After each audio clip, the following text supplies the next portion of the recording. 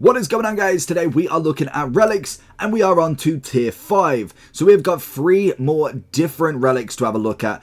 Let's get straight into them. So we'll start off with the passive. Your League XP multiplier increases from 8 to 12. Incredible. So make sure that if you are grinding this game out, get your tasks done, because this is absolutely huge. Don't grind there from 90 to 99 on a lot of these stats, because you get an even bigger multiplier, which is going to make life so much more easier. Minigame points received are boosted by 5, and we are going to go into the first one. So it's Treasure Seeker as the first one. Creatures that drop clue scrolls, a 1 of 15 chance of dropping them. This also applies to impling jars. Clue geodes, clue nests, and clue bottles are found 10 times more often. All clue scrolls have the lowest number of steps possible for their tier. Every clue scroll casket will roll the max amount of rewards it can give. It can roll the same item more than once. So again, you can just kind of go with them. No point reading them out. There is a chance when opening a clue casket that you receive another casket of the same tier. This is most common and the lower of the casket. I don't know if it was technically bugged or it just was a higher chance of getting a casket, because I believe, is it Boaty was opening them up on his on TikTok, and literally he just got like 30 chests straight after each other, which was absolutely crazy. So if that's fixed, maybe a lesser kind of one, but if that was actually meant to be, that's absolutely incredible. There is also an additional chance for a casket to be upgraded to a tier above the one you opened. Not bad. Then we have Bloodthirsty. You are able to get a Slayer task and cancel a Slayer task by speaking to a Slayer Master or checking your Slayer status via your Slayer gem. Not bad. Helmet or ring. Superior Slayer creatures have a 1 in 25 chance to appear. Superior Slayer creatures will give you Slayer points when killed based on their Slayer level and difficulty. Superior Slayer creatures now have double the number of rolls of the lesser creatures drop table. This does not double the amount of rolls the Superior Slayer creature unique drop table, and there is a 25% chance a superior monster will appear as Bloodthirsty version. With boosted offensive stats, this monster will triple the number of rolls on the lesser creature's non-unique drop table plus 1 roll on its own unique drop table. They will also drop guaranteed clue scrolls if it's on the superior drop table. Expentuous and slaughter bracelets will no longer consume charges and have a 35% chance to trigger up from 25. Not gonna lie, I don't know what a superior Slayer task is. So this one for me is just purely, all I'm thinking of is if you are doing Slayer, this could be a good one for drops, for obviously your kind of more experienced monsters. That's kind of in my mind, but we'll go over that. And then finally we have Infernal Gathering. Upon selecting this relic, you will receive a set of Trailblazer tools, and which can be used with no requirements. The pickaxe and axe will do this their respective skills actions 0.6 seconds quicker than their normal tool equivalent.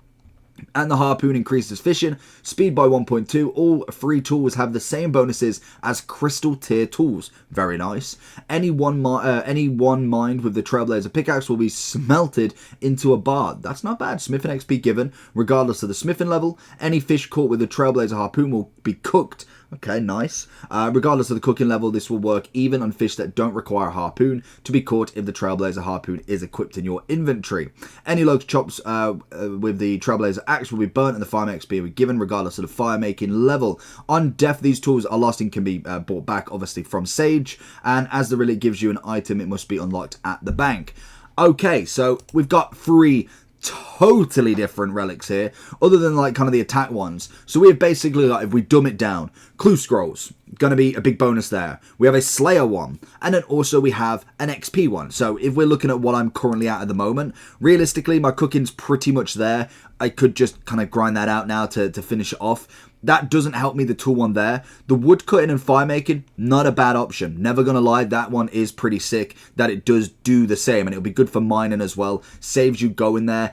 If you have got the banknote, which I believe is in the Relic 2 slot, 3 slot. If you went for the banknote, I would say that Infernal Gathering is not necessarily worth it, because everything is noted anyway, so you can continuously chop and then fire make at the same time. So that one for me would be a no-go. If you've gone for the fire sale, I kind of went for it for mage, for range, for armor. I don't have to pay any coins for that now. I know you can go get them from drops and stuff like that, but that is a big bonus. So maybe the Infernal Gathering, if I wanted to kind of round out all my stats, could be really good. I'm not saying it's the #1 way of doing it, because naturally When it comes to the smelting, it comes to the cooking, and also it comes to fletching and crafting, they're all done autonomously because of the production prodigy. So there is arguments between them. This just makes it that little bit quicker.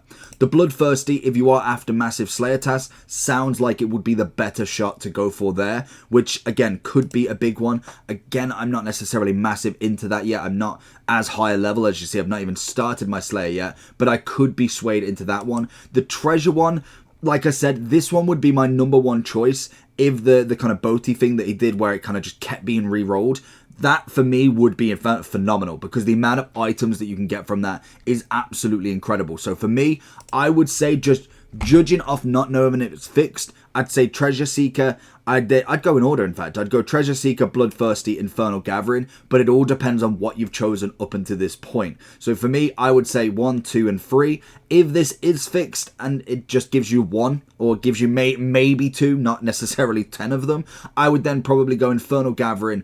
No, I'd go Bloodthirsty, Infernal Gathering, then Treasure for me. So let me know down below what you're going to pick. Make sure you like and subscribe, and I'll see you all for Tier 6.